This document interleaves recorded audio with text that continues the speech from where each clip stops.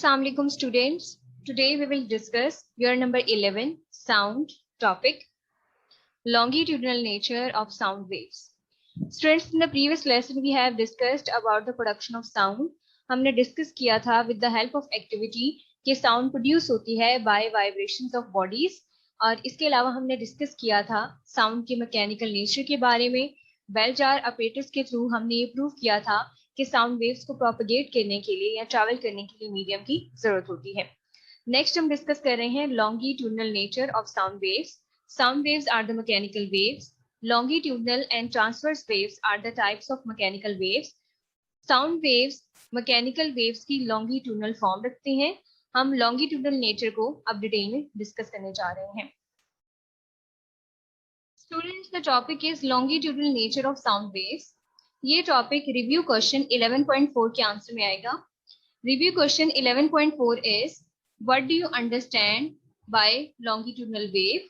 Describe the longitudinal nature of sound waves. Students, in the previous lesson we have discussed about mechanical nature of sound waves. Mechanical waves की further two types हैं, longitudinal waves and transverse waves. Longitudinal waves के case में medium के particles की vibratory motion along the direction of propagation of waves होती है. Transverse waves के case में मीडियम के पार्टिकल्स की वाइब्रेटरी मोशन वेव्स की डायरेक्शन ऑफ प्रोपगेशन के परपेंडिकुलर होती है. वेव्स की लॉन्गिट्यूडनल नेचर को प्रूव करने के लिए, साउंड वेव्स को लॉन्गिट्यूडनल प्रूव करने के लिए हम यूज कर रहे हैं tuning fork. Tuning fork is a special device that is used to produce a particular sound in school laboratories. Initially tuning fork में वाइब्रेशंस नहीं है. साउंड की लॉन्गिट्यूडनल नेचर को प्रूव करने के लिए हम ऑब्जर्व करेंगे सिर्फ राइट प्रोंग ऑफ ट्यूनिंग फोक. इसलिए राइट साइड पे एयर मॉलिक्यूल्स की डेंसिटी दिखाई गई है, दैट इज यूनिफॉर्म. इनिशियली जब ट्यूनिंग फोक में वाइब्रेशंस नहीं है तो right prong mean position O पे है, और राइट साइड पे अगर हम एयर मॉलिक्यूल्स की डेंसिटी देखें तो यूनिफॉर्म है.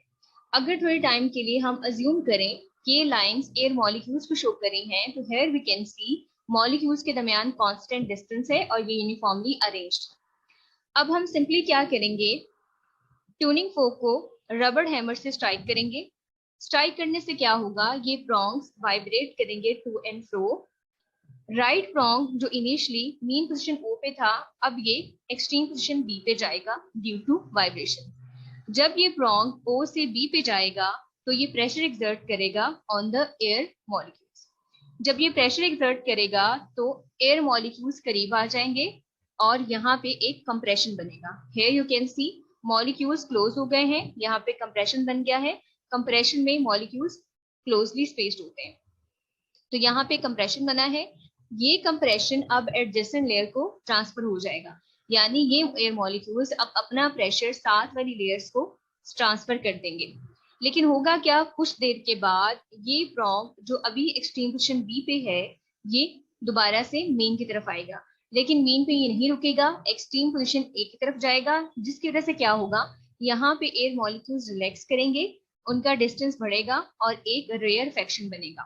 पहले कंप्रेशन बना और एयर मॉलिक्यूल्स ने प्रेशर आगे ट्रांसफर कर दिया, कंप्रेशन नेक्स्ट लेयर का ट्रांसफर हो गया. प्रोंग अब बी से ए की तरफ आया और यहाँ पे एक रेयरफेक्शन बन गया. इस तरह से कंटिन्यूसली प्रोंग्स की टू एंड फ्रो मोशन से एयर में कंप्रेशंस और रेयरफेक्शंस बनते हैं, जिससे साउंड ट्रैवल करती है. तो यहाँ पे हम देख सकते हैं कंप्रेशंस वो रीजन्स हैं जिनमें मॉलिक्यूल्स क्लोज हैं, और रेयरफेक्शंस वो रीजन है जिसमें मॉलिक्यूल्स दूर दूर हैं.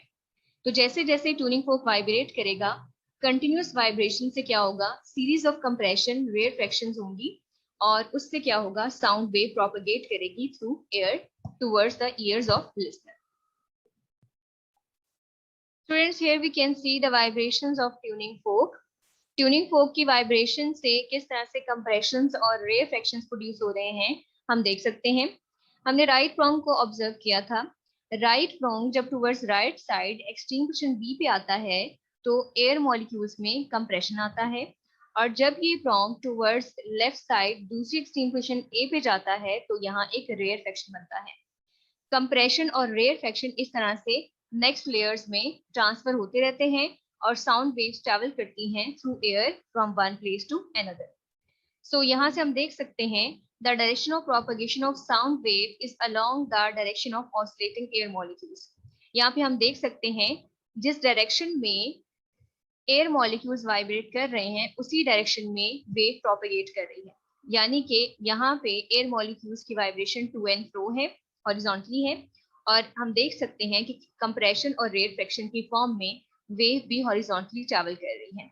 इससे शो होता है कि साउंड वेव्स की लॉन्गिट्यूडनल नेचर है। नेक्स्ट हम डिस्कस करेंगे वेवलेंथ को। Distance between two consecutive compressions और rarefactions is the wavelength of sound wave. ये हमने यूनिट नंबर 10 में भी डिस्कस किया था। कंसेक्यूटिव कंप्रेशंस या कंसेक्यूटिव रेयरफेक्शंस के दरमियान डिस्टेंस वेवलेंथ होता है। नेक्स्ट हम साइड इंफॉर्मेशन देख लेते हैं। साइड इंफॉर्मेशन में हमें ट्यूनिंग फोर्क की वाइब्रेशन से प्रोड्यूस होने वाले कंप्रेशंस और रेयरफेक्शंस के बारे में बताया गया है। यहाँ पे अगर हम वेव फॉर्म देखें तो ये वेव फॉर्म है, और उसकी वजह से जो कंप्रेशन और रेयरफेक्शंस प्रोड्यूस हुए हैं वो यहाँ पे ब्लू और व्हाइट कलर में रिप्रेजेंट किए गए हैं। तो जहाँ पे मॉलिक्यूल्स करीब हैं वहाँ कंप्रेशन है, और जहाँ मॉलिक्यूल्स दूर दूर हैं वहाँ रेयरफेक्शन है। तो यहाँ पे आप देख सकते हैं ब्लू लाइंस कंप्रेशंस को शो कर रही हैं और व्हाइट लाइंस रेयरफेक्शंस को शो कर रही हैं। कंप्रेशंस में मॉलिक्यूल्स क्लोज हैं और रेयरफेक्शंस में मॉलिक्यूल्स स्पेस्ड अपार्ट हैं। तो यहाँ पे हमें डार्क ब्लू कलर में ये चीज नजर आ रही है कि मॉलिक्यूल्स करीब हैं, और यहाँ पे व्हाइट कलर में नजर आ रहा है कि मॉलिक्यूल्स दूर दूर हैं। कंप्रेशंस में एयर डेंसिटी ज्यादा होती है और रेयरफेक्शंस में एयर डेंसिटी कम होती है। That's it from today students. Hope so आपको आज का टॉपिक अच्छे से समझ आया होगा। आपने इस टॉपिक का प्रॉपर क्वेश्चन मार्क करना है, सारी इंफॉर्मेशन भी प्रिपेयर करनी है। गुड लक, अल्लाह हाफिज।